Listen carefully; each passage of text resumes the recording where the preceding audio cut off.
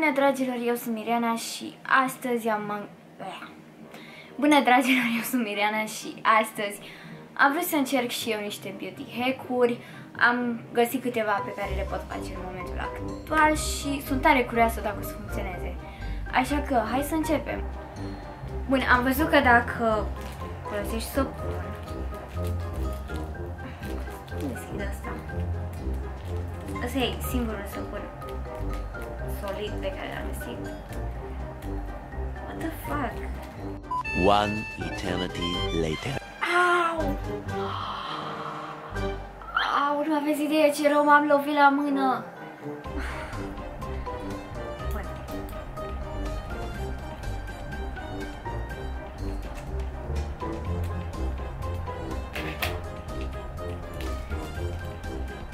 Asta lămâie.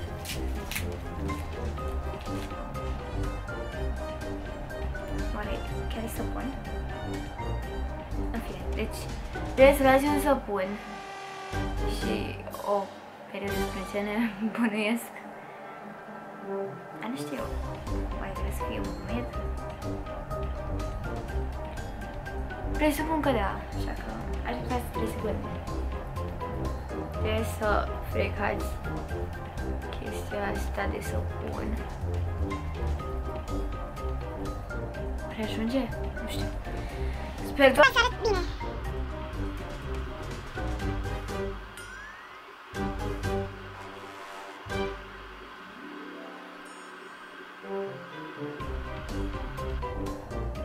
Cred că o să fac chestia asta într-o oglindă, pentru că nu pot să-mi dau seama dacă funcționează sau nu.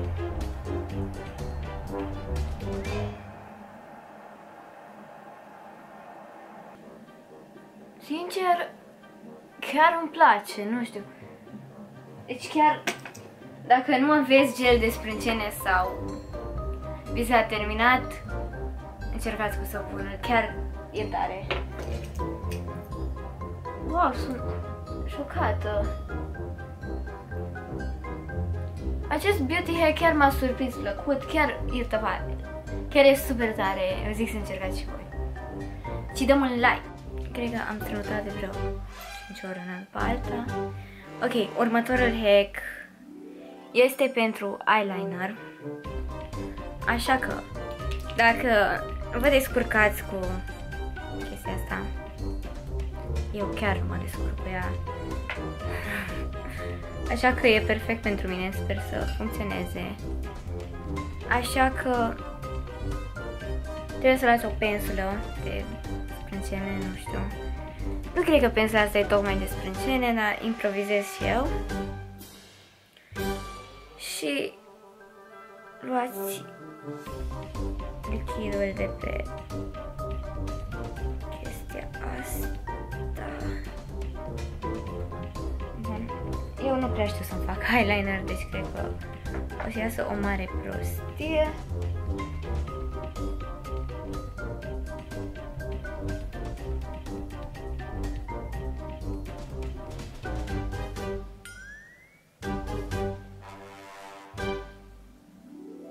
One eternity later.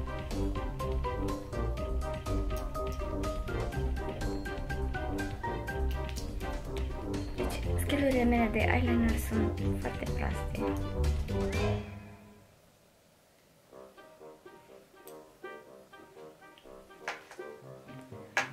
Deci, vreau să vă spun că sunt absolut șocată. Uitați-vă și voi. Nu cred că mi-am făcut eyelinerul așa bine în viața mea.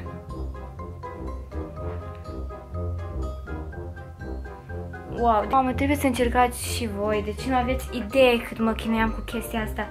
Deci beauty hack-ul ăsta mi-a salvat efectiv viața. Nu pot să cred. Deci gândiți-vă că asta a fost prima încercare de eyeliner și a ieșit așa. Deci următorul hack este pentru o piele mai sclipitoare. Sunt foarte curioasă dacă ăsta merge. Stați că nu știu cum să vă arăt. Deci pentru asta mi-am distrus un highlighter. Așa că sper să merite. Bine, era oricum un highlighter mai vechi pentru că nu vreau să-l distrug pe la nou. Și trebuie să-l zdrobiți. Bun, după ce l-ați zdrobit, adăugați loțiune de corp și amestecați. Și trebuie să amestecați toată chestia asta.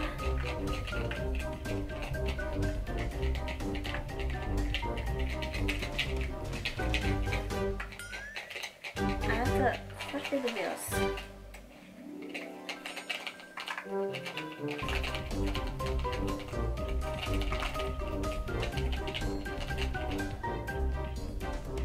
Bun, arată extrem de scârbos.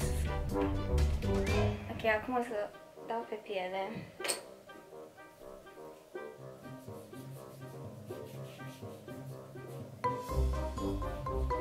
Mamă, e foarte tare. Aparent, deși bronzează. Nu știu dacă se vede pe cameră, dar arată foarte mișto. Arată și mult mai bronzată.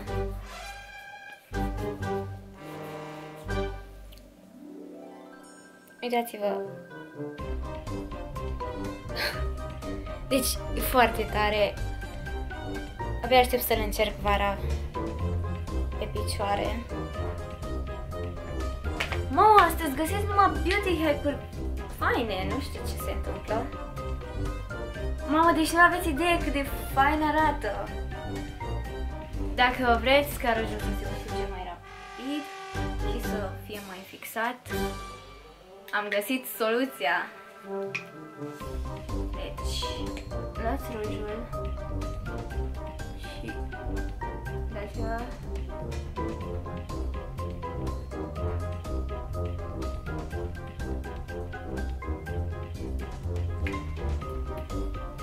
Bun, m-am dat cu ruj și acum o să luăm un șervețel și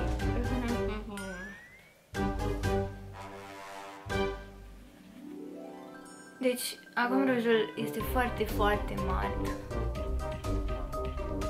și arată foarte bine, nu înțeleg. Deci beauty hack-urile astea chiar salvează viața, nu pot să cred. Și credeam că nu o să funcționeze niciunul, sincer. Cu siguranță o să mai folosesc aceste beauty hack-uri pentru că îmi plac prea mult. Mai ales asta cu highlighterul este genial. Am eyeliner doar la un ochi. Și acum o să încerc un beauty hack pentru gene. O să luăm puțină pudră de fixare. Bine, în mod normal trebuia cu pudră de bebeluș, dar nu așa ceva. Deci o să mă dau pe gene cu pudră. Și acum o să mă dau cu rimel și ar trebui să aibă volum mai mare genele. Vedem dacă funcționează. Deci cred că a funcționat, deoarece genele mele par mai lungi. Arată chiar bine, nu mă așteptam, sincer, să facă pudra așa diferență. Chiar îmi place, e tare. Cred că o să devin adeptă a beauty hack-urilor, pentru că toate funcționează, aparent.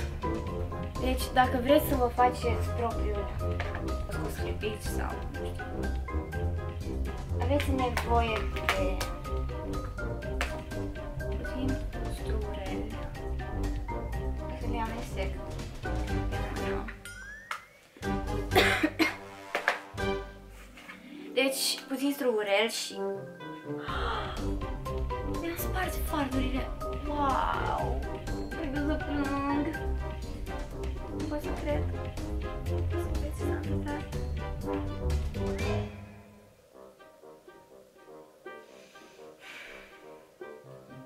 În fine, să trecem peste. Și luați puțin sclipici. din paleta de farduri. Am dat pe jos. Luați clipici din paleta de farduri și amestecați-l cu strugurel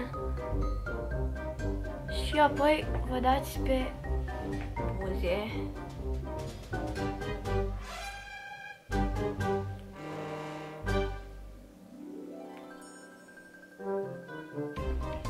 Deci arată și asta foarte bine.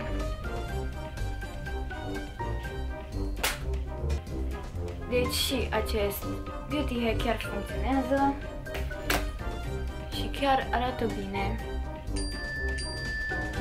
Probabil dacă nu aveam rujul aplicat arăta și mai bine, se vedea mai bine.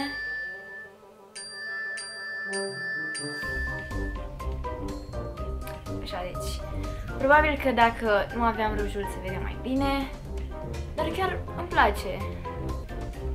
Mega ciudat, adică uitați-vă la mine, am eyeliner la un ochi, am genele mai lungi aici, cu buzele nu știu ce s-a întâmplat și am o mână mai neagră ca cealaltă. Să vorbesc așa, ce mai faceți?